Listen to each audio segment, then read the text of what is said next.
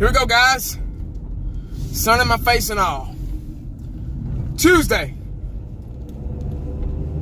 2 down, 3 to go. All right, guys. Trying to make this a real quick video, man. I just wanted to talk some Cowboy footballs while I'm about to get in traffic. I got a chance to finally this morning listen to a couple of local radio stations, and since I'm finally cooled off from that ass whooping we got from the Colts, you know, I finally listened to the local radio stations, ESPN 105.3 The Fan, and etc. I finally got a chance to, there's an app on my phone that I can watch the Skip and Shannon and Stephen A. Smith and First Things First, Chris Carter, all those shows. So I got a chance to kind of, you know, watch those, you know, watch the Cowboy topics on their shows. And just like I said with the radio stations, local radio stations, they were bashing the Cowboys. They were condemning them to hell.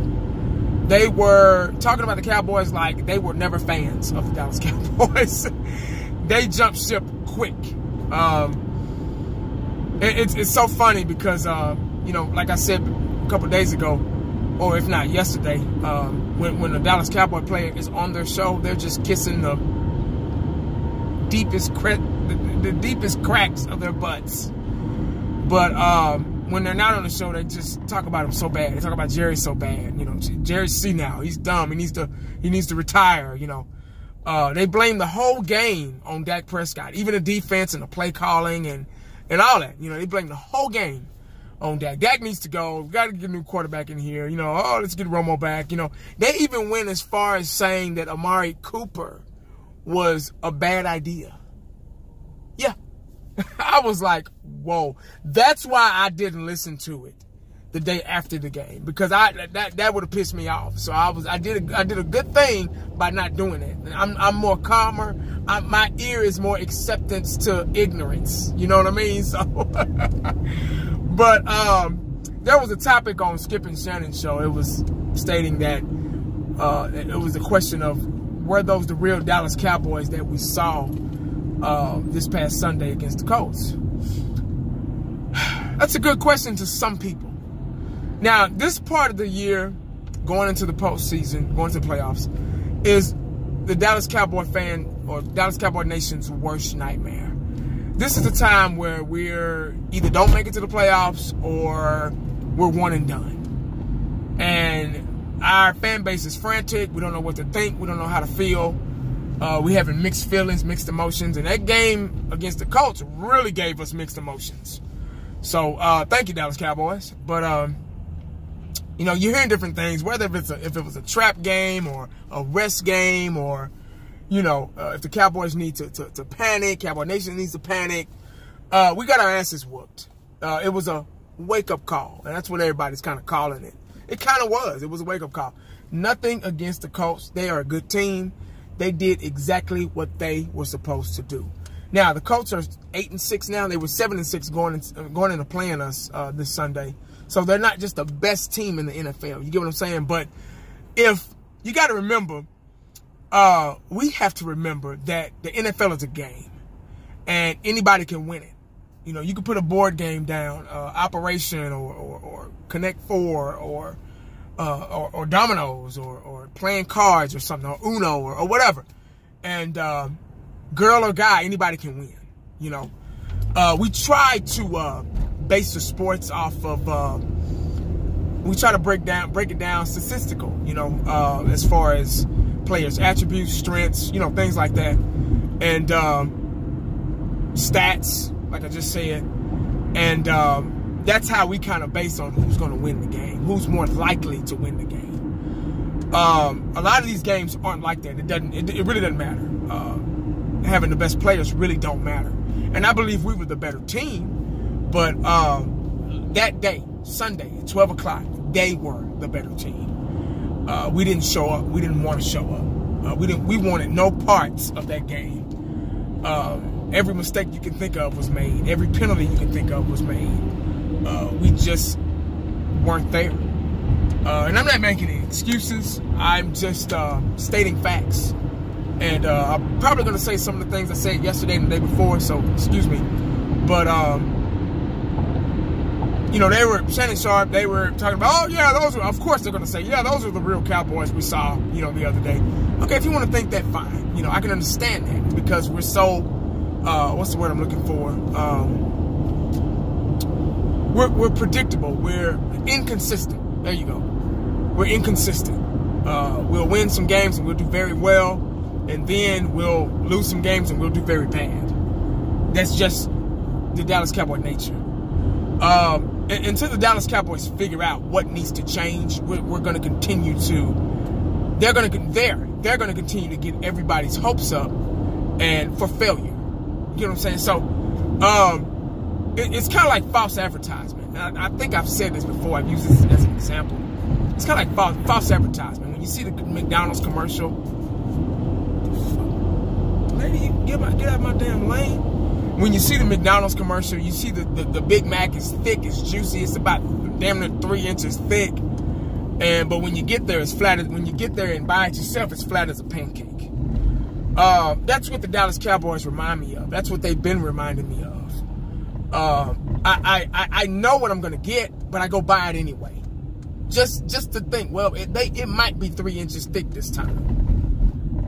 Their chicken nuggets might be fresh. Their fries might be fresh this time. Back in the day, McDonald's fries were the best fries. Now, I don't eat fast food anymore. I'm just using it as an example. I haven't ate fast food in probably over a year. I've cut my kids back on it and everything. I can't stand fast food. And the older you get, it messes with my system. And my system can't even digest it really good. So I'm either cooking, or if I eat out, it's at a restaurant or something like that. So, but I'm using this as an example. You know, back in the day, McDonald's fries used to be the best fries in the world. But now they're slacking because they got your money and they're billionaires now. Just like Jerry Jones. Cowboys used to be the best team, America's team. We had the team in the 70s and pretty good team in the 80s.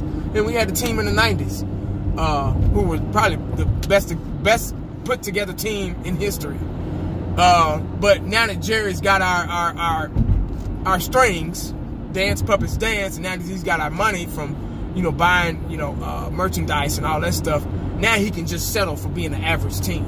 You know, kind of, you know, win some games. Oh, get us back, then lose. Oh, fuck, we're pissed off. Oh, we're going to win this one. Oh, then lose. You know, up and down just to kind of keep us from giving up on it. You know what I'm saying? Because I've seen fan bases give up on their teams because they're fucking tired of losing and being a laughing stock of the NFL. It happened. It had. See, back in the day, before internet and all that shit, before people cared about what the next person thought about them, people didn't give a damn. If your ass was losing, there was 5 people in the stands with paper bags over their hands. Everybody else was saving their money sitting at home.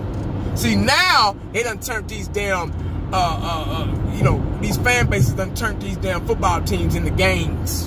And they, oh, you're not representing. You're not a true fan. You're not, you know, and they calling you a bandwagon fan and all that shit. You know, small-minded next generation fans. You get what I'm saying? But that's what the Cowboys remind me of. Now, we've got problems on this team. We have a battered line. We've been having a battered line. We haven't had a decent offensive line since 2016. So we've been kind of fighting through that. Injuries. Tyron Smith's back. You know, Travis Frederick, his sickness, his condition that he can't get over. That we won't see at all this season. Maybe next season. Who knows if he's going to come back at all. So, you know, Connor Williams, which is still a development process, still an undersized lineman. You know, he's been battling his knee injury. Now we got Saul-Fallow, who's been taken in, you know, subbing in for Connor Williams, who's done a way better job than him. Now he went to the hospital because of his eye. He had a poke in the eye, you know, really bad. So who knows if when he's gonna be back, you know. And being a lineman, you need to be able to see and read things. So he might not be back this week. So and then Zach Martin with his knee, sprained knee that he keeps hurting, re-injuring, you know, that he got a couple of years ago. You know, it's coming back to haunt him. You know, he's out. Who knows if he's going to be back this week. So, you know, offensive line is the bread and butter of a football team. And when that's injured and battered and not consistent, you're going to have an inconsistent football team. Along with the coaching, which is the most important thing in the Dallas Cowboy discussion. Now, they were talking about Dak, and they were talking about the players, and Amari Cooper being shut out, and all this stuff, but they neither one of them yet to point out the coaching staff, which was very funny. But you know, it is what it is. We know what the problem is. We know it's the coaching staff. We know things got to change with the offensive coordinator and Dak Prescott's quarterback coach. Like I said yesterday, like I've been saying, I agree with everybody 100% about Dak. Am I going to give up on Dak? No, he's a quarterback. There's nobody else. If they decide to put somebody else in and he's, you know, Cooper Rush or Mike White or something, and he's throwing touchdown passes every time he gets out there, then more power to him. Cool. Whatever works, best man for the job. But I feel right now, I don't see those two out there. I feel that Dak Prescott is the best player for the position. So I just think we have a development issue on this team, and we need to figure it out. Just like we had a developmental issue with the training staff. Guys kept getting hurt.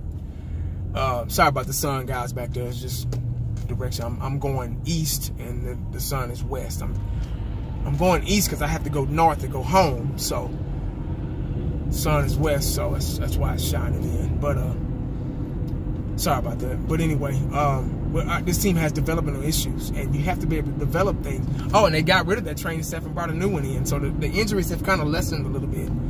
But we need to do the same thing with the players. You know, we need to do the same thing with the with these coaches, man. You can't develop players like Rico Gathers who could be a dangerous force in red zone or, you know, whatever, deep down the field. Something's wrong, you know. Just a big man, big talent going to waste. We gotta be able to figure that out. Jerry has to look in the mirror. Got to start looking in the mirror, man. That's the only way we're gonna start getting back on a consistent track. Now, we won 5 straight, which was good. That's hard to do, like I was saying earlier in the video. But we need to, I would love to win these last 2 games because the Eagles look like they can go on a run and win their next 2. So, you know, NFC is still wide open, NFC East. All we need to do is just win 1. So, if we can win this one, and I would like to win against the Giants too, but, you know, if we can win this one against Tampa Bay, that'll be great. We seriously got to get back on track because it looks bad.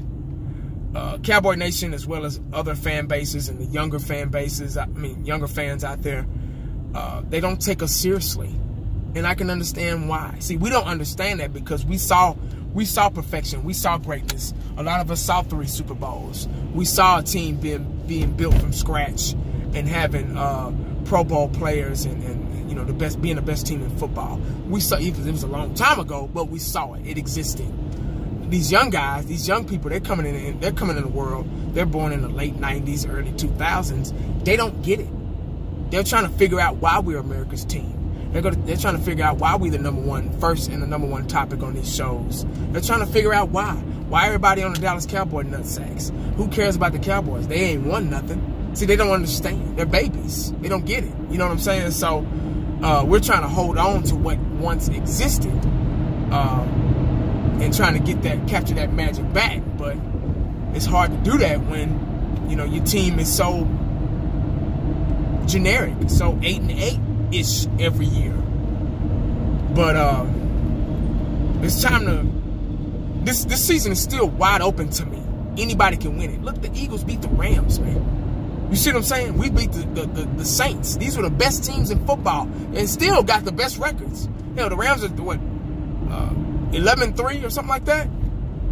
So, you know, they still got the best records in the NFL. And, you know, teams like New England, they're looking human. They're looking, you know, like a regular football team. So this season to me is wide open. This is the best time to try to win a Super Bowl because nothing's guaranteed this year. Nothing's been guaranteed. That's just the game of football right now. That's just how it is. It's like going into an arcade back in the day and sticking your quarter in on a new game that everybody's surrounded around, like Street Fighter or 2 or Mortal Kombat or you know, whatever, and playing it for the first time. You don't know what's gonna happen. The computer lets you win a little bit, but then that second or third round they come with it. You see what I'm saying? So you just never know what you're gonna get. It's like a box of chocolates, man. So we really need to turn around. I can see us, you know, getting to the playoffs and at least getting past the first round. But you know, y'all let me know what y'all think, man. Were those the real Cowboys that we saw, or was that just a wake-up call? Was that just a 6 game in a row slump? You know, or winning 5 straight slump? You know, y'all let me know in the comment section, man. And make sure you stay cowboyed up and prayed up, because you never know what the day's gonna bring you. Holla back at your boy. I'm out.